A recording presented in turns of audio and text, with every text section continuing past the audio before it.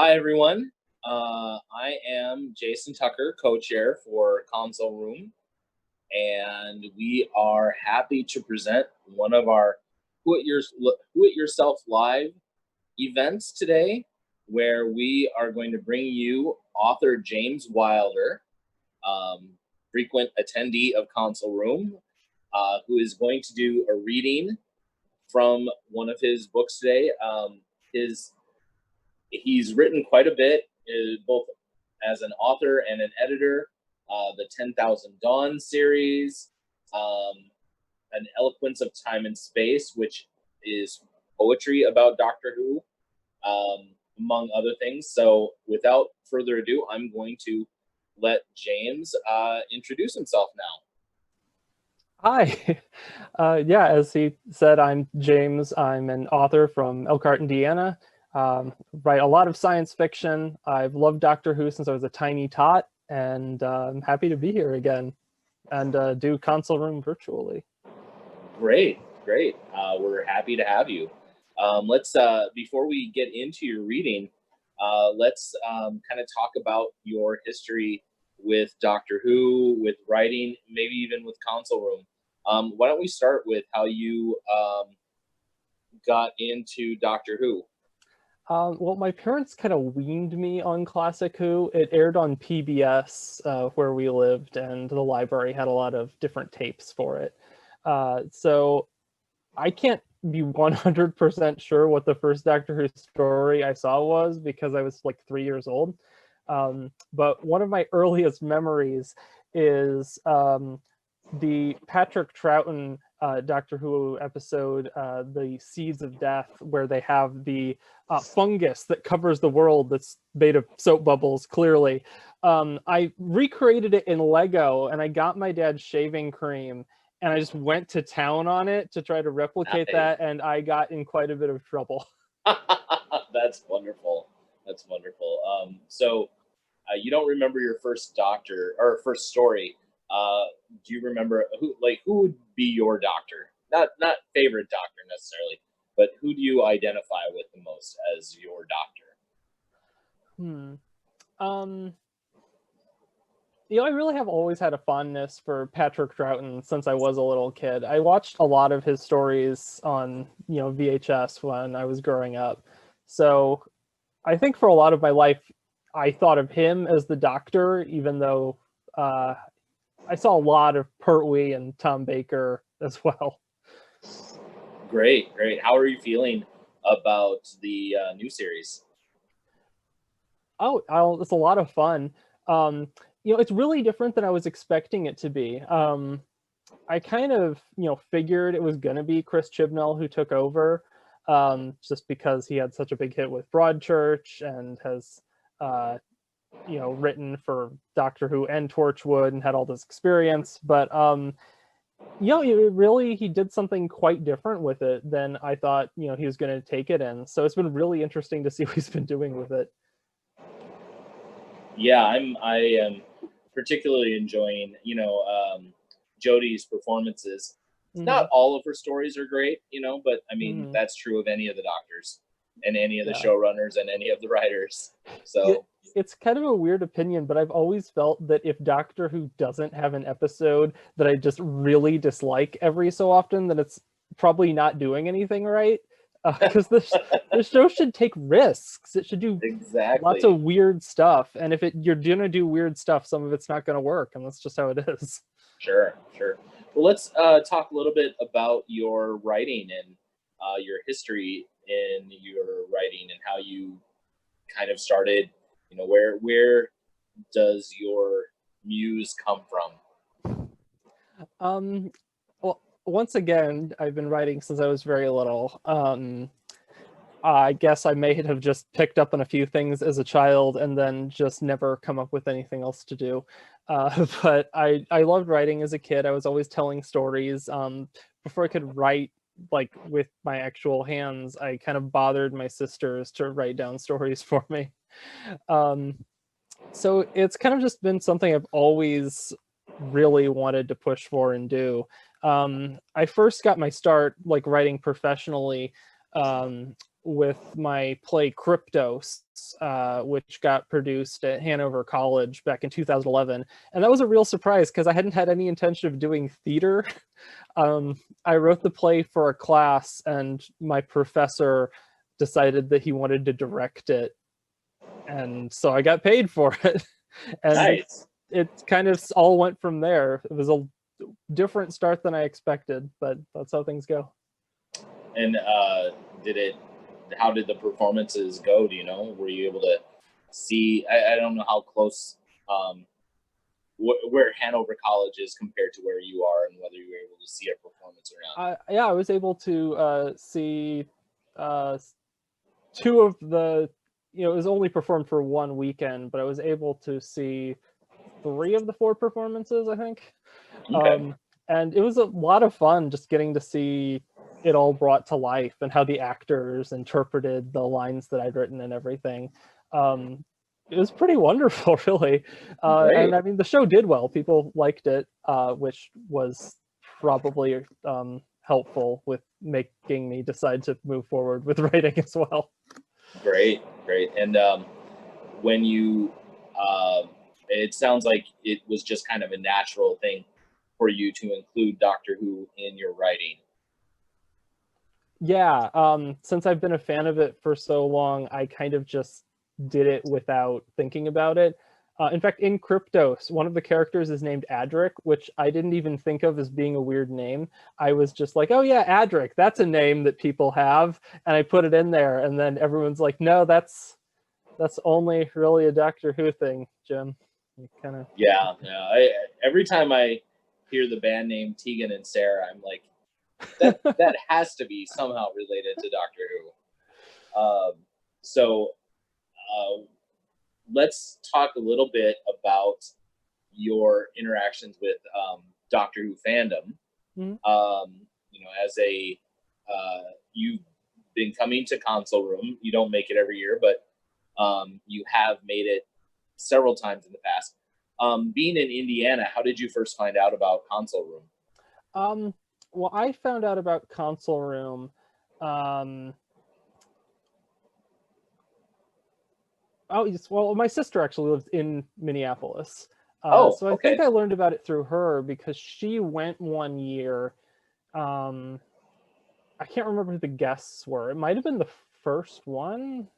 But she really liked it. And, I was going around touring my Doctor Who poetry book, An Eloquence of Time and Space, at that time. And so I thought, hey, maybe I could go there and also visit my sister. There you go. And it was great. I had a really good time, and I really like Minneapolis. It's a really fun city to visit, and there's a lot of good food. Yeah, I have very much enjoyed. I've occasionally thought about trying to see about living someplace other than Minneapolis, and I've always come back. What other conventions have you gone to? Oh gosh, I've toured pretty extensively. I think at last count I'd done cons in 26 cities and 11 states. Oh wow! Yeah. So that's not just Doctor Who conventions; that's other conventions as well. Yeah, I've done a lot of. I did the Wizard World circuit for a while. Before that, kind of had some issues, and I've done a lot of smaller cons and a few of the bigger ones, and other Doctor Who cons. I did Wholanta pretty regularly. That's also Sure. Unfortunately that con ended, but it was a really fun one for every time that I got to go. Yeah, I assume you've been to Chicago TARDIS. Of all things, I haven't. You haven't? No, it's the closest one to me, and I just hasn't worked out. Oh wow! Somehow. Well, it is Thanksgiving weekend, and not everyone can get that. Their family or work commitments sometimes. So, what about Gallifrey one in Los Angeles? I have never been to California. That's a little far. I usually drive everywhere I've done cons to, so I can carry my books in my trunk. Oh, sure. So I've always wanted to do some stuff like on the West Coast, but I've never been able to get over there. Sure. Yeah, I think we sometimes forget how far it is to actually drive a, even from Indiana to Atlanta, or yeah, where Atlanta is, I'm sure actually is not that far of a drive. It's probably, in fact, closer than driving to Minneapolis, isn't it? It's about the same, which is kind of weird to think about still. Yeah. Sure. Yeah, Indiana feels like the Midwest, but it's kind of bordering on the almost the East. Yeah, it's kind of right in the middle of a lot of things. We call parts of the state just like like Kentuckiana and Michiana, and we just bleed over and everywhere. We're weird. Sure, sure. Well, unfortunately, we're in a situation where a lot of conventions are being canceled. We were fortunate in that we did get to have Console Room this past January, and then there were a few other conventions that happened in February and March. But now we're in this long kind of drought where everything is virtual, which is, it's great, but definitely miss the social aspect. How are you handling the world in which we live right now? Uh, I guess the polite way is to say it's been an adjustment. A lot of my, the money that I live on has been on conventions for the last few Sure. years. And so they're all gone. And that's been, kind of difficult for a lot of reasons. But, I've tried to just do the best I can and make money selling books and doing things in other ways. But, it is going to be quite different entering the world going forward from here, and what cons come back and which ones don't, and how it's all going to shake out in the future with that. Great, yeah.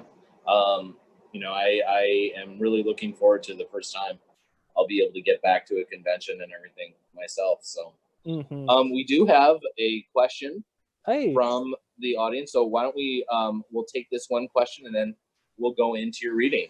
Yeah. From Hunter, James, what's the story of yours that you've become most proud of?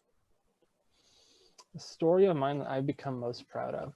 um it's one that I wasn't really expecting to become the most proud of, but I guess that's how these kind of things work. I worked on a project last year called Lady Aesculapius, um, which was this kind of dramedy series of short stories that I ran with an editor and writer from Scotland named Michael Robertson, where it kind of starred this character who's a loose parody and pastiche of the Doctor, um, but also just kind of really veered off and did its own thing. It's like not for children, um, but it was a lot of fun. And this story I ended up writing for it in the middle ended up getting really changed because I had to adapt to other stories around it that other people wrote and some unplanned things.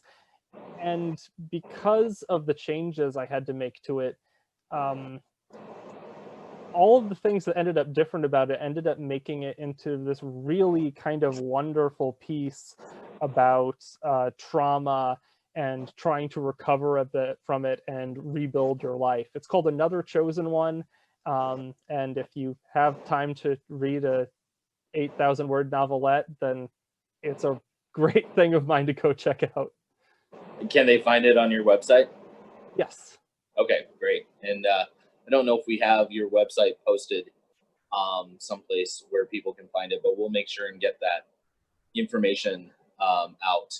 So, okay, why don't we go ahead and have you introduce what you're going to be reading and then start your reading. And then when you're done, we will take some questions from our viewers. So, all of the viewers, start thinking of good questions for James, whether it has to do with his reading or his writing or what have you.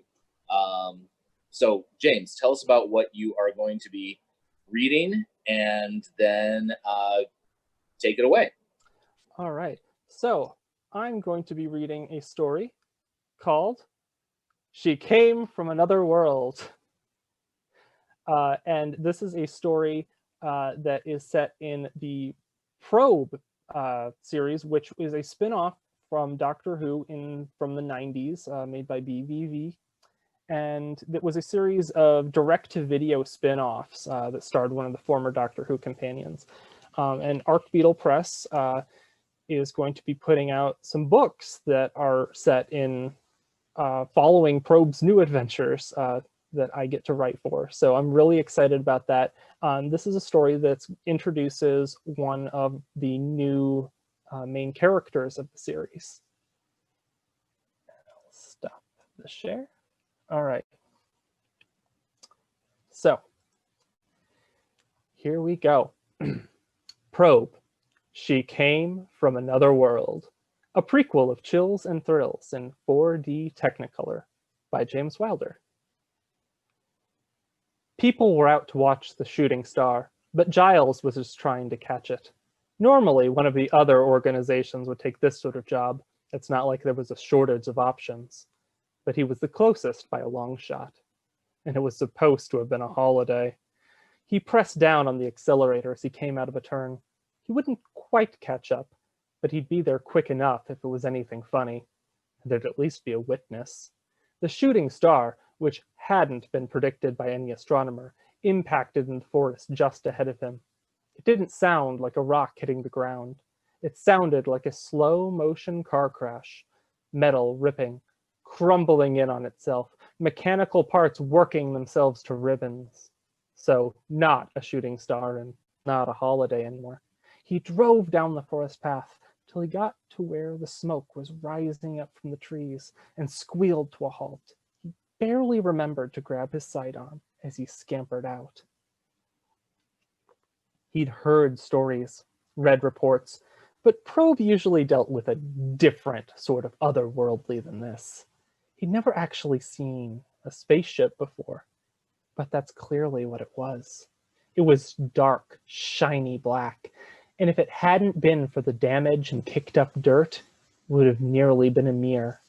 The ship had broken part of its tail off during the landing, if you could call that a landing, and little metal arms were reaching out from the rest of the hulk, straining to reach the tail of the ship and pull it back.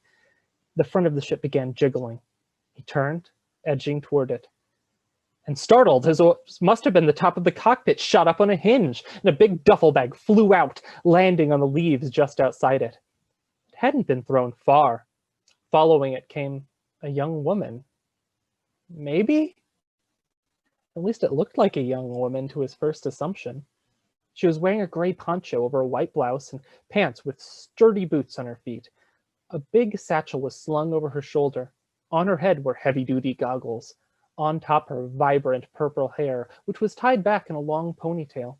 At first, he thought it wasn't an alien at all. She was a test pilot. False alarm. But glad he could pick her up. The military never gave them notice of these things till after the fact. A good story till later. Then, she turned around. She had white skin. Not Caucasian, but actually white. And the eyes that looked at him with deep terror and surprise were purple too. But it was the cut on her cheek that rubbed it in. The blood there was purple. And as it kept oozing down her face, it was still purple. She stood there like a deer in headlights for a moment, and then took a step back. Reflexively, he raised the sidearm, and she crumpled to her knees, putting her hands on either cheek facing out, elbows wide to the sides. She was tearing up and began singing? It took Giles a moment to realize she wasn't singing. She was speaking. But whatever language she spoke, it sounded like song. "Do you know English?" he called out. She sung back to him. He tried a few other languages, but to every one, she just half-sobbed song back at him. This was getting him nowhere. If this girl was a threat, then he'd be willing to die wrong. He lowered the gun and holstered it, then placed his hands out, palms forward. At least this alien looked nearly human, so body language had to get him somewhere. "Not gonna hurt you. You're all right." He overdid the tone, hoping it would come across. Slowly, she lowered her hands and whimpered a melody. He walked closer and held a hand out to her. She looked at it for a second, and then reached up to take it. And he pulled her to her feet. Finally, face to face, the alienness was more obvious. He could see purple veins beneath the skin. The bones were slightly off in ways he couldn't quite place. She seemed to be inspecting him too. Finally, she put a finger to her chest and said, Maxiasa. Maxiasa? Maxiasa. Maxiasa. She smiled. Good! Well, if smiling was good with her species, he put a finger on his own chest. Giles. Giles. Giles. Giles. He smiled back and pointed at her ponytail, and then at his. Oh, hey, I guess we have that in common. She nodded, as if she understood him, and then seemed to remember something and scrambled backwards, almost tackling her duffel bag and pulling it up, wrapping both her arms around it. She tilted her head and sung something at him. He was about to respond when the loud screech came. It tore through the breeze, and next to the ship there was a glitch in the air. It seemed to pixelate and rip, and through it stepped something. Whenever Giles looked at it, it looked like corrupted video on a computer, mixed with a visual tearing of an old VHS tape. Bits of it seemed to flicker left and right. Its colors changed in a headache-inducing chaos, but through all of it, it was vaguely the shape of a person. Martooth, Maxiasa said, stumbling backwards. Then it reached a hand out, and the ship seemed to glitch too. Maxiasa pulled on Giles' arms, tugging him back as she broke into a run. He trusted her judgment and sprinted after her. This chose to be a good decision, as momentarily after, the ship exploded in a column of fire. Giles flew forward, tumbling into leaves and shrubs face down. His body ached. He could hear the glitching thing behind them. Martooth? It was then that the really important moment happened, the one that changed everything, because Maxiasa, still clutching her duffel bag, looked down at him. He could see the look in her eyes. She was terrified. She could leave him there, run, let him be a speed bump in her escape. But she forced past it and reached down to pull him up. Gile, mia here, hey, she sung, dragging him to his feet. She was not very strong, but she heaved all she could, trying to pull him forward, even though it was a lost cause, till Giles' head cleared and he began to move his legs on his own. And then, just as quickly, he was pulling her along instead, to the left instead of her right, towards the car. He yanked the door open, and she stared at it. So he pulled the passenger door open, and she threw her bag in and jumped after it. He slammed the door behind her and slid into the driver's seat. This was far more adventure than he usually got in a day. He maxed out the accelerator and checked in the rearview mirror to see Martooth following them, but then it swerved off the road, following them to the side, staying out of the mirror view, even though it slowed it down. Maxiasa was shaking and crying, peering over the back seat at the glitching thing. Then she glanced back at the rearview mirror. He swerved, and she dropped hard onto the seat, but she sat up, reaching into her satchel, and pulled out a compact mirror. She held it up to face the glitch thing, and it dodged away from direct view of the mirror. Maxiasa scrambled in between the seats, pointing at her mirror, then spreading her arms wide, then getting thrown backwards again against the seat. I think I know what you're trying to say, Giles said through gritted teeth. We're making a stop at Homestyle. The security cameras at Homestyle all malfunctioned at 9 p.m. that day, suffering complete software corruption. If they had been working, they would have seen a car skid to a halt in front of the store, and two people, one of whom looked like they were out of a sci-fi serial, jump out. They ran into the store, and a thing followed them. The pair pushed past customers and employees, scanning the aisle names till Giles saw it and pointed. Maxiasa nodded. They ran down the aisle, and Martooth followed. The glitch turned the corner and made a terrible squealing sound. At the end of the aisle stood Giles, holding a mirror in an aisle that hung with mirrors of all sizes, small ones on shelves, big ones on hammers. Martooth tried to turn, but their target was there. holding a full-length mirror herself. Its corruption tried to spread out of it, but it bounced back. The glitches tore at itself, crumbling its own body away till it fell to the floor in a tumble of blocky dust. They both lowered their mirrors and came in close to look at the dust. Giles nudged it with his foot. It was gone. Ziamiat! Naxiasa cried, throwing her arms into the air in triumph. Yeah, Ziamiat, he replied with a smirk. As their survival sunk in the mirror department at Homestyle, Giles finally had time to wonder how this girl was going to get home.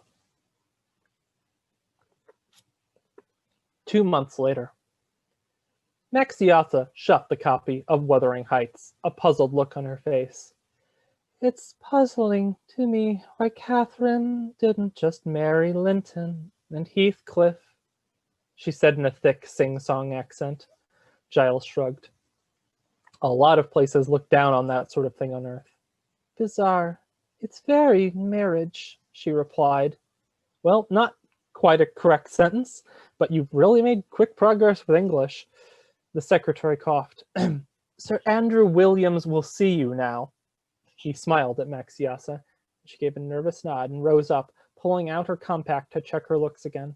The brown contacts completely covered her irises, which she'd always thought were a particularly lovely shade of purple. Her hair was now a dyed brown, too, and a layer of makeup over all of her visible skin made her look stunningly human. It was disconcerting, but what choice did she have? Shutting it and shoving it in her purse, a sort of satchel many small women here had in lieu of pockets, which seemed a bit silly, but she was adapting. She rose to go and meet the man who would determine her fate. Ah, Giles, so this is the lady in question. She didn't know what to do. She'd rehearsed this, but her mind was drawing a blank, so she just panicked and gave a quick bow before sitting down in the chair Sir Williams pulled out for her.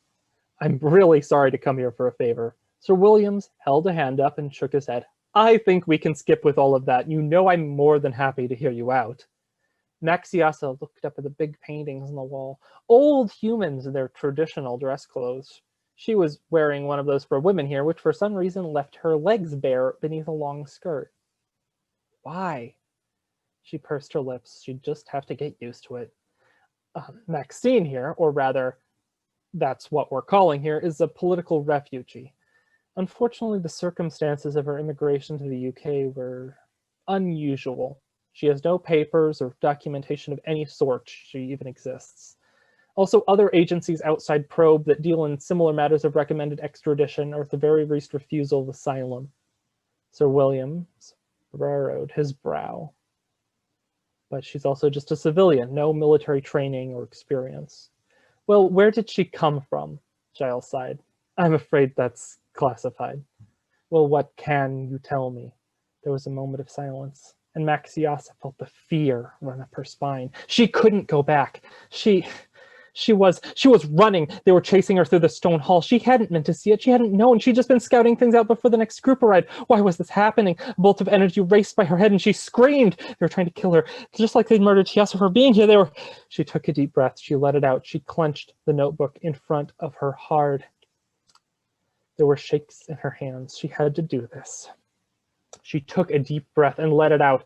The room was around her again, spinning a bit, but there. She could hear words, but hello, she began awkwardly, her sing-song accent becoming even more noticeable to her in front of Sir Williams. I am Maxine Masters. I was a tour guide in my homeland. During preparations for a tour, they ran after her. They hunted her. Her blood pounded. I stumbled into a meeting I was not supposed to hear with a friend who was killed. I fled, only having enough time to stuff a bag full of my things here and leave. The sound of their boots, the taunting cries, the blood on her from Chiasa. This job was supposed to be fun for both of them, getting to work together, and her blood was... She realized she was not really in control. She was just looking at Sir Williams, just at her hands, which had crumpled the cover of the notebook. She could feel her eyes watering. Mr. Giles says I can be useful, and you may be able to give me protection in return. I would be most grateful if you were to oblige him. The whole thing came out in between sobs, awkwardly, and by the time she was finished, she knew she couldn't have spoken up. She'd be sent back, and because of her embarrassing voice, her lack of composure, but there was a hand in front of her face.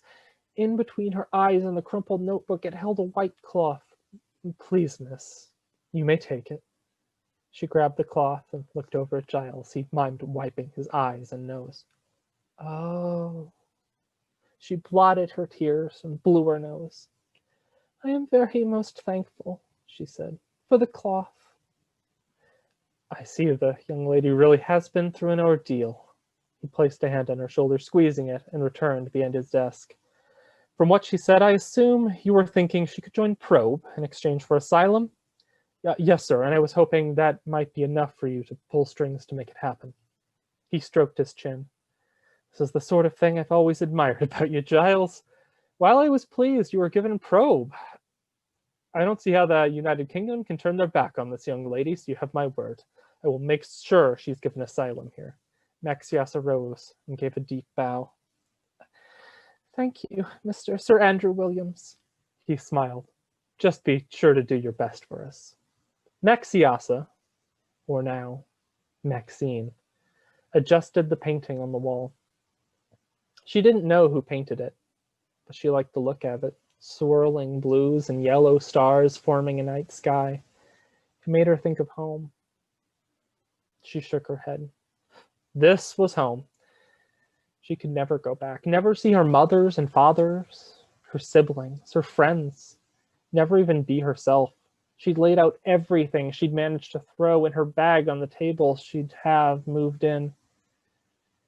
It wasn't much, but she felt grateful she'd been able to grab her computer at least.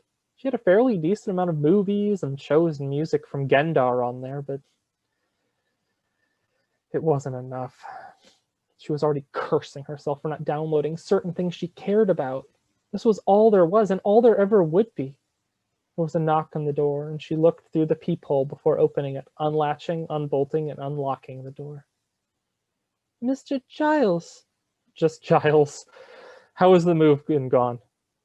She led him inside and went to make him a cup of coffee, which was at least a tradition Gendar and England seemed to share.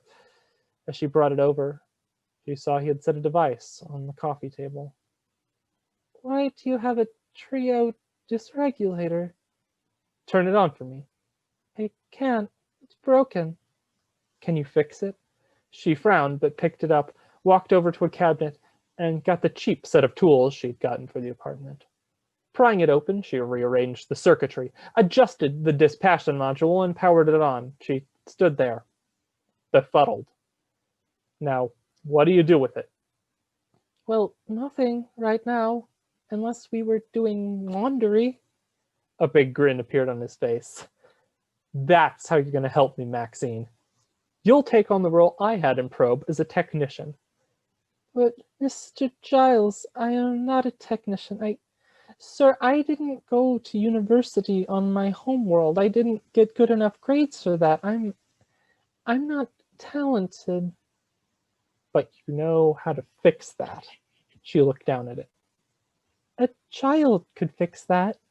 A team of scientists worked 5 years and wasn't able to fix that. Maybe you don't think you're skilled, but you have skills we don't have. You can help us at P.R.O.B.E. a lot and do some real good. She put on a fake smile. She wasn't sure if he was right, but this human had yet to do her wrong. Thank you. I accept the position. After Giles had left, she put the device in her laundry room and went to get ready for bed. She looked at herself in the bathroom mirror and pulled out her contacts for the night. Purple eyes stared back, brilliant in hers. I'm still here, she told herself, despite everything. I'm still here. Thank you.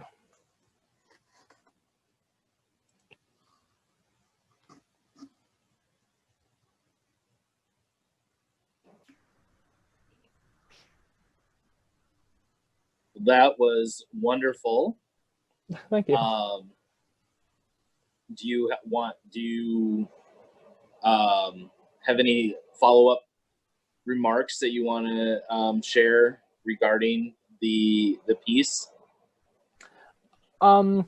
Yeah, so Maxie is a character I got to make for this anthology. A lot of the first writers who got picked for it, we all got to help craft the new cast of characters who'd be joining the existing Probe team that survived the video series. um, and I had a lot of fun working on Maxie, coming up with her story and her background, and I'm excited for people to get to see where she goes from here and her journey now that she's stuck on Earth. Sure. For those people who aren't really familiar with Probe, Mhm. uh, can you give us a little history of um, what Probe is? Yeah, so Probe was a direct-to-video spin-off to Doctor Who that starred Liz Shaw, the third Doctor companion, as she was hired by the Preternatural Research Bureau, who investigate kind of more supernatural things on the end of Doctor Who. So they deal with things all around the world of Doctor Who, but it's usually a much smaller scale stories, weirder and darker things usually. There's a tinge of horror to it that you don't even find in, say, Torchwood, which is still dark, but it goes a little more into um, not just monsters, but the kind of monsters that you'd read about in ghost stories and that sort of thing. Sure, sure. Probe was was it a BBV? Yeah, it was BBV. Okay, that's what I thought. They were the same ones who did the Stranger series and the Auton spin-offs and the Arizona Solution. Uh, excellent, well, fun, fun videos, all of those. Um, and how did you get involved with joining the Probe team, so to speak? Um, well, that's it was a long journey, but it kind of started with so Arc-Beetle Press, which I'm a part of. They acquired the book series another Doctor Who book called Swedge Down the Middle, which or Quedge Down the Middle. I got it wrong the first time there. Everyone's just gonna pillory me in the comments. But yeah, Quedge Down the Middle, which stars the Seventh Doctor companion Chris Swedge and his continuing journeys. And so I picked up that, working as doing the publishing work on that, and I also got to write a story for it, which was exciting. Um, and then the editor of that came to me, Hunter O'Connell, and he told me that he had gotten the rights to produce Probe, and I was like, "Great! I'd love to be a part of that too." Um, so I'm not. It's being edited by James Hornby and Genevieve Clovis. Genevieve worked with me also on my book 10,000 Dawns, Poor Man's Iliad, and she was great in that. So I was excited to work with her again, and we've been working together, crafting all these new stories and characters together. Great, great. We have gotten a few comments and questions. Yeah, Comment from Undiscovered Adventure. Another chosen one is so awesome. thank you. A comment from Natasha and agreement from Undiscovered Adventure. Your different voices are fantastic. So apparently they really enjoyed your performance of the characters. Well, thank you. That means a lot to me. I'm really glad that you enjoyed it so much. Comment from Amber, that was lovely. So um, Amber is the other co-chair who is right now monitoring the YouTube feed for the questions and stuff. A question from Mark: will the Probe novels be suitable for newcomers who haven't seen the films? Yes, that's something that we were all very focused on when we started working on this, is P.R.O.B.E is really obscure, even in Who circles. You mentioned it's not something everyone just instantly recognizes the name of. And while a lot of us were big fans of P.R.O.B.E, we're pretty well aware that this is going to be a lot of people's first exposure to it. So this is going to assume that you have never been exposed to anything related to P.R.O.B.E before. And while it is definitely in the universe of Doctor Who, and we've been working on getting the rights to use some various monsters and that sort of thing, which hopefully will be exciting surprises to come. It should be pretty accessible to anyone, whether you've seen Doctor Who or not, and just introduce the whole world for the first time for readers. Sure. And were there audios for P.R.O.B.E as well as videos? I know that that BBV was not just a video range, but also an audio range, kind of, a kind of a competitor with Big Finish for a while. It's going to be embarrassing if I get this wrong, but I think that it's only was videos that they made. Okay. For P.R.O.B.E. Right. Yeah. That could be. I mean, I have quite a few of the BBV audios, and I don't remember if any of them were audios or not. While we're seeing if there are any more questions or comments, why don't you talk a little bit about some of your other writing? You mentioned the 10,000. What is it? It's 10,000 Dawns. Yes, 10,000 Dawns. Tell us about 10,000 Dawns. So 10,000 Dawns is a long-term writing project that I started with a bunch of friends from college. We had been playing role-playing games together for a long time. A lot of us were English and history majors. And we got this campaign that ran 3 years through college and ran long enough that we just had started writing all these stories set in the world of our campaign, to the point that it was really starting to evolve into its own thing. And we kind of thought, well, what if we take these characters, because we love these people, and just make our own setting around the good ideas we have, and then discard the stuff that's an RPG and doesn't actually work.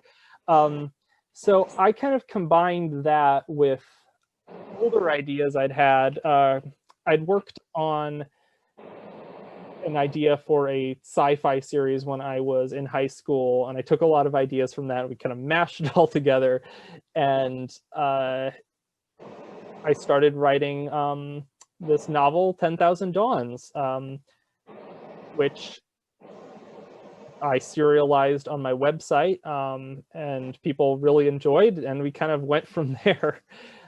It's a series that's a lot about alternate universes and using that concept to try to tell interesting stories that are really character-driven. I've always been a fan of alternate universes, but I've also often been annoyed with the way that alternate universes in fiction are often treated as like these disposable one-off things. And I've always seen them as a great way to explore characters and the differences that can happen in someone's life. The way that your life can take alternate paths and do different things. And so that's something that we explore a lot with 10,000 Dawns, and I'm happy to keep doing it. It's great character-driven sci-fi. Great. Do you? I see that there are a couple of different things on your website. There's 10,000 Dawns. There's Death and Doubling Cubes, and then there's Poor Man's Iliad. If people were going to read, they would start with the first one, 10,000 Dawns, and go from there. Okay. Yeah. Great. We have another question from Undiscovered Adventure. All right. What sets P.R.O.B.E apart from other Earth-based spin-offs in the universe of Who? I think what sets P.R.O.B apart, because there definitely are other ones, Torchwood and the Sarah Jane Adventures being the big popular ones that everyone would think of, as well as Class and the K9 spinoff. Um, I think one thing that makes Probe different is the scale of it. I've always really been interested in very personal stories when I'm writing. Often when the scale gets too big in media, I can just kind of like get a little bit bored with it. I like it when things are centered on people. So even with Probe, when things get to have problems that have consequences across the world and that sort of thing, it's very, very focused on the small scale and how it affects individuals. And it never loses sight of that. And it also never loses sight of the kind of terrifying aspect of all of that. How monsters affect people and how that hurt emanates around people.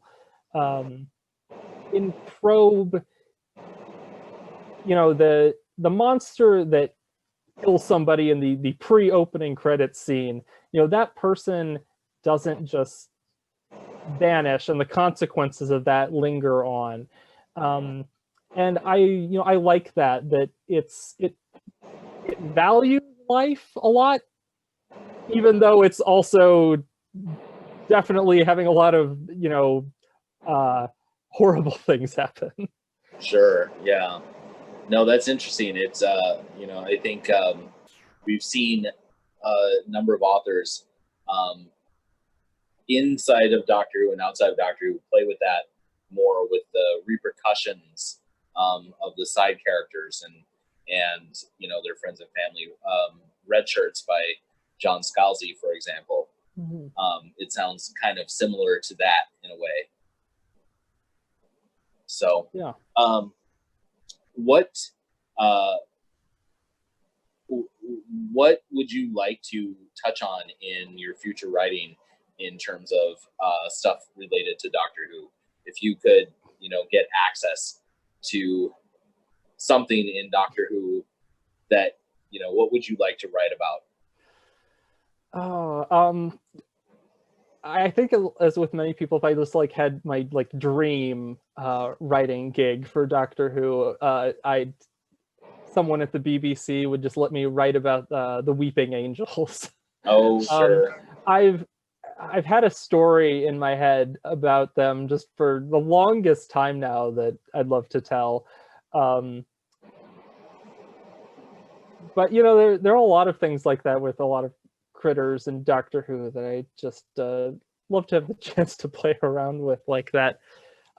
As far as doctors and companions go, I've if I got the chance to write for any, I think I'd like to write for 12 and Bill.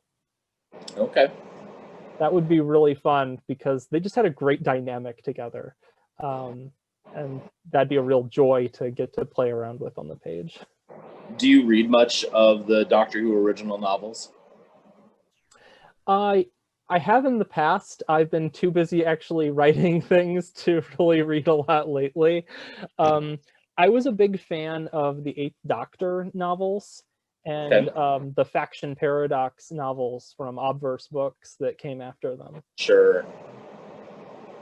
I really enjoyed like This Town Will Never Let Us Go and Interference and that sort of thing.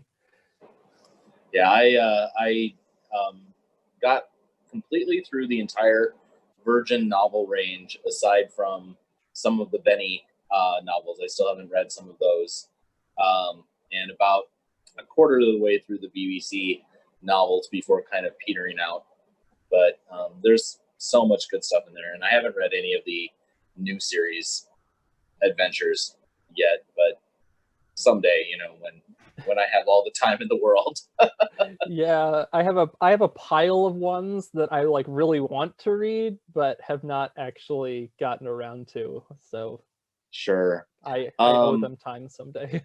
Yeah, exactly.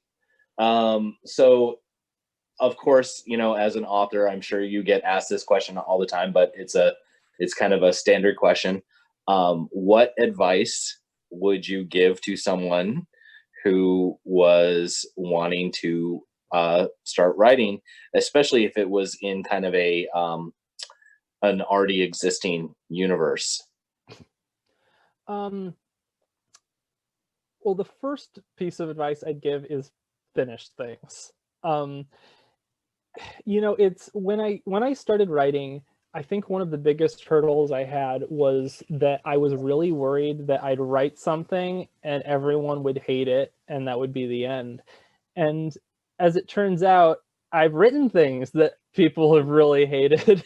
And it's not actually the end of the world. If in fact having something like that just means that you made something, and often uh, people recognize the fact that you tried to do it as a success within the industry.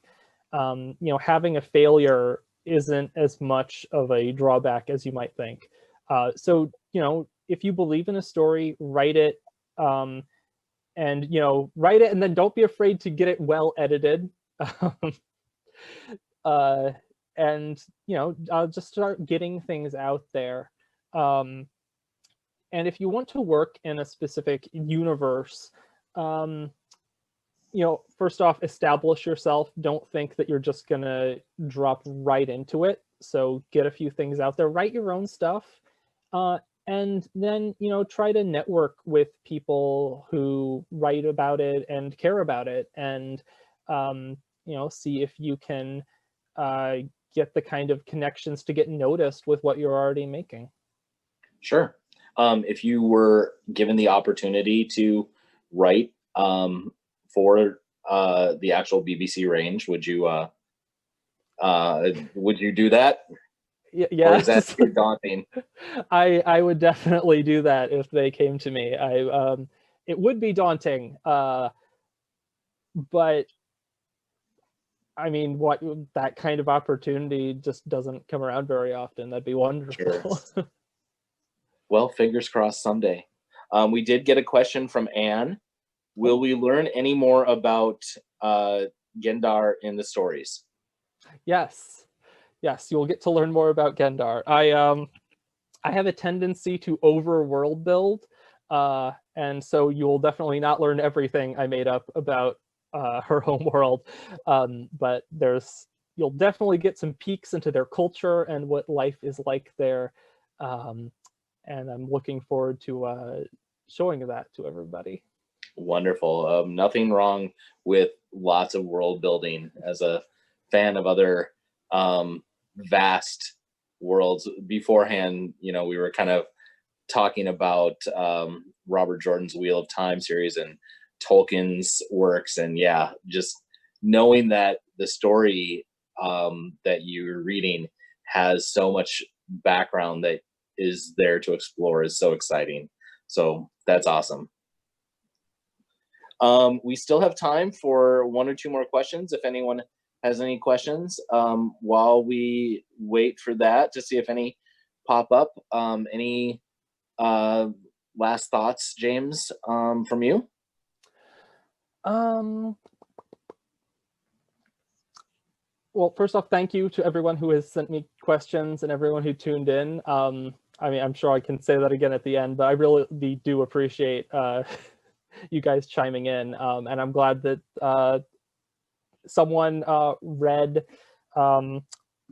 another chosen one and really liked it enough to comment there, because that story really has meant a lot to me, and it's meant a lot to a lot of people who've read it, especially people who've kind of dealt with the same thing the main character has in it, with trying to overcome depression and admit that you might need more help than you want to get in order to recover, because that's something I have dealt with myself. And so hopefully other people can realize the same thing if they need it. Sure, great. We did get a question from Natasha. Do you cosplay, and if so, what's your favorite cosplay that you've done? I do cosplay. Obviously I haven't cosplayed in a while now. um let's see, my favorite cosplay that I've ever done.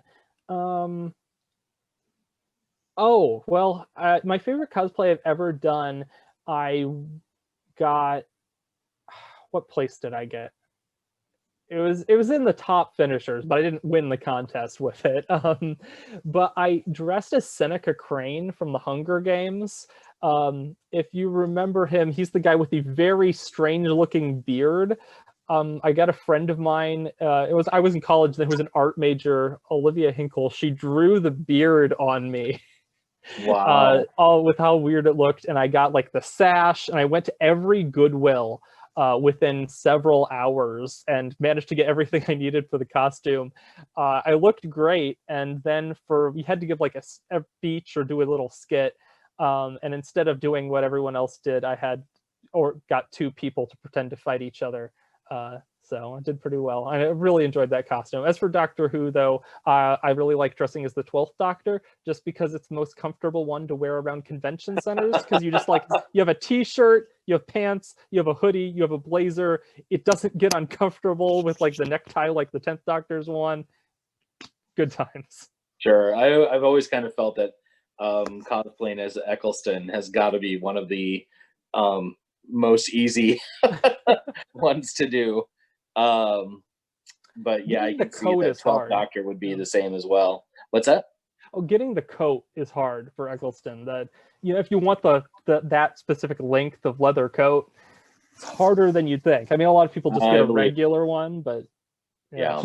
Yeah. Where was it that you did Seneca and did well at the competition?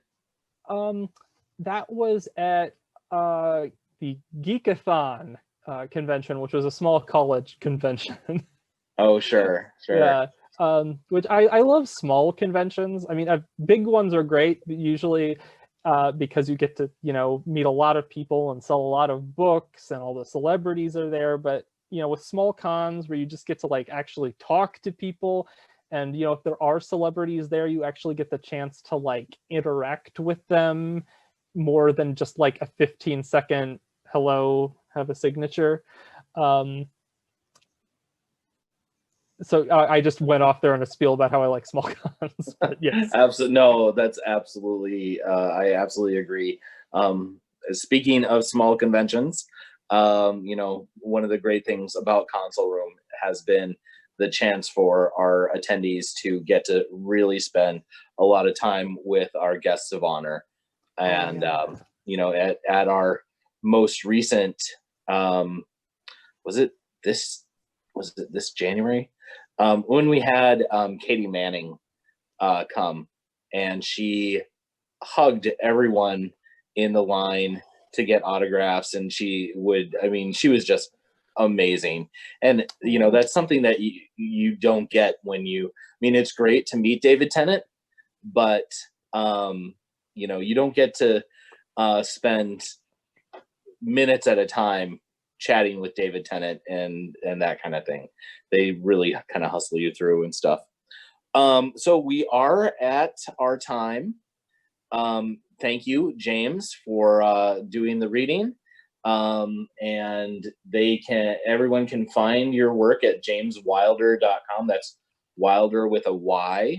Yes. And I believe, you know, we have the link up in our feed, and we'll have it on the post, and just everywhere we can put that information out there so they can find and buy your books, since they can't see you at conventions right now, but hopefully soon they will be able to see you at conventions again.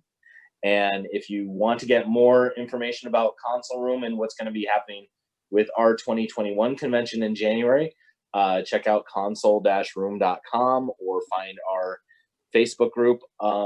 If you are someone who does do any kind of you know, you bring your fandom to life, we invite you to join our Who It Yourself Facebook page, and to tag posts with hashtag Who It Yourself. We're all about fans creating their own original stuff devoted to the world of Doctor Who. So again, James, thank you for joining us today. And thank you for everyone who tuned in to listen to James do his reading. Thank you guys for coming. Thank you guys for having me. It's been a real blast, and you guys take care out there.